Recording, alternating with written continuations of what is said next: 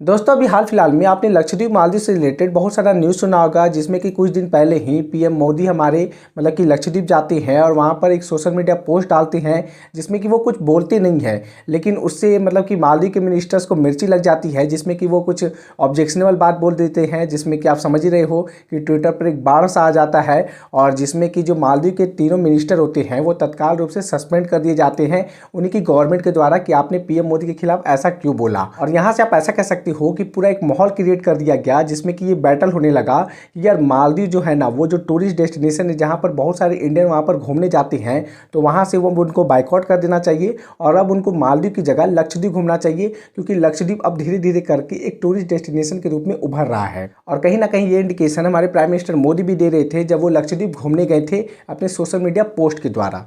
चलिए आज इस वीडियो में बात करते हैं कि जो लक्षद्वीप है वो एक्चुअली में इंडिया में है कहाँ और क्या वो सच में मालदीव को रिप्लेस कर सकता है एज टूरिस्ट डेस्टिनेशन के रूप में, और अगर हाँ तो इसमें क्या क्या चैलेंजेस आने वाले हैं, तो इन सभी को जानने की हम कोशिश करेंगे। तो आइए इस वीडियो में देखते हैं। तो देखो सबसे पहले तो आप ऐसे समझो कि जो लक्षद्वीप है ना, तो वो मतलब ऐसे कह लो कि लक्षद्वीप और मालदीव जो है वो एक ही चेन ऑफ आइलैंड का ग्रुप है। मतलब कि जहाँ पर मालदीव है उसके ठीक नॉर्थ में ही आपका लक्षद्वीप भी है। उनका जो प्राइमरी लोकेशन है जो कि इंडिया के वेस्ट साइड में है, तो उसमें कोई भी डिफरेंस नहीं है। लक्षद्वीप आप कह लो कि कुछ ही 100 किलोमीटर आपका मालदीव से दूर है। चाहे वो ज्योग्राफी की बात की जाए, आइलैंड की बात की जाए, वो सभी रूप में लक्षद्वीप और मालदीव सेम ही है। अगर हम लक्षद्वीप की बात करें तो लक्षद्वीप 36 आइलैंड का एक ग्रुप है जिसका कि कैपिटल है आपका कावाराती, जो कि केरल स्टेट के वेस्ट में स्थित है। अब सवाल ये आता है कि क्या ये जो लक्षद्वीप आइलैंड है तो क्या ये टूरिस्ट के मामले में सच में मालदीव को रिप्लेस कर सकता है? तो हाँ, क्यों नहीं कर सकता है, ऑफकोर्स कर सकता है। अगर उसी लोकेशन पर मालदीव जैसा छोटा कंट्री वो खुद को टूरिस्ट डेस्टिनेशन बना सकता है, तो इंडिया जो इतना बड़ा इकोनॉमी है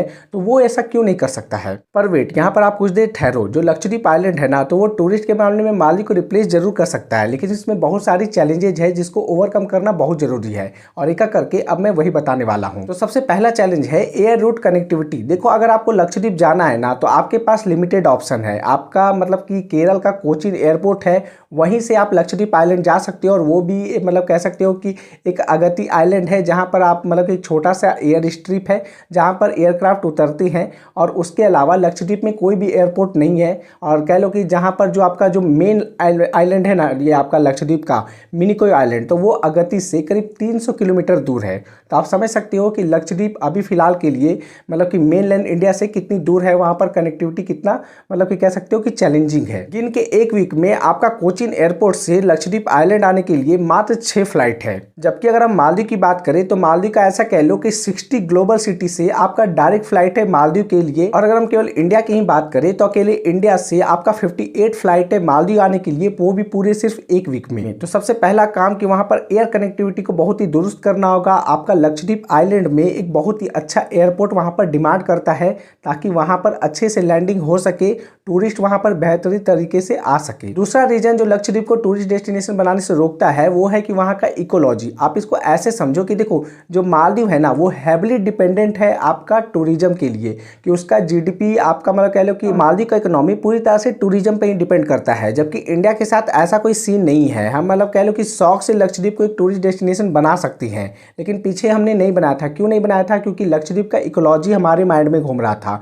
कि हाँ, लक्षद्वीप को सेव करना, उसका इकोलॉजी को बचा के रखना, ये हमारे लिए बहुत ज़्यादा जरूरी था। हम उसको प्रेफरेंस दे रहे थे उस वक्त। एज ए इंडियन भी अगर हम बात करें ना, तो अभी अगर हमें मालदीव जाना होगा तो वहाँ पर वीज़ा फ्री एंट्री है, वीज़ा अराइवल तक है। लेकिन अगर आपको लक्षद्वीप जाना है एज ए इंडियन भी, तो आपका वहाँ का जो लक्षद्वीप का लोकल एडमिनिस्ट्रेशन है उससे परमिट लेना होगा कि मुझे लक्षद्वीप आइलैंड घूमना है। ऐसा नहीं कि आप इंडियन हो तो आप डायरेक्ट जा सकते हो। देखो जा तो सकते हो, लेकिन परमिशन बहुत जरूरी है, और वो भी आपको सेलेक्टेड जगह ही जाने मिलेगा। ऐसा नहीं कि सभी जगह घूम सकते हो। अब देखो इसमें दो चीजें, या तो इकोलॉजी को सेव कर लेना है, वहाँ की लक्षद्वीप की जितनी भी इकोसिस्टम है उसको बचा के रखना है, या फिर ऐसा कह सकते हो कि उसको टूरिस्ट डेस्टिनेशन में कन्वर्ट करने के लिए कुछ तो आपको मैनेज करना ही होगा। तीसरा चैलेंज ये है कि मालदीव में ऑलरेडी वर्ल्ड क्लास इंफ्रास्ट्रक्चर वहाँ पर खड़ा है। जितने भी 172 रिसोर्ट है, तो आप ऐसे कह लो कि उनके बीच का जो कनेक्टिविटी है ना, वो बहुत ही फास्ट है। आपका सी बोट है, सी प्लेन है, जो कि आसानी से सारे रिसोर्ट को कनेक्ट कर देता है। तो वैसा ही इंफ्रास्ट्रक्चर हमारे इंडिया में लक्षद्वीप को भी चाहिए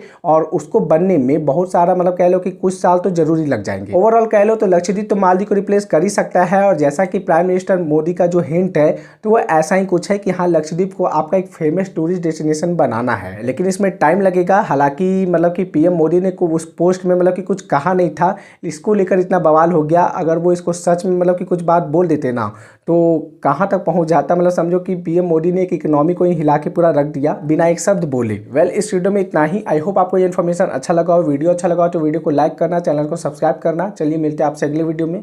बहुत बहुत धन्यवाद।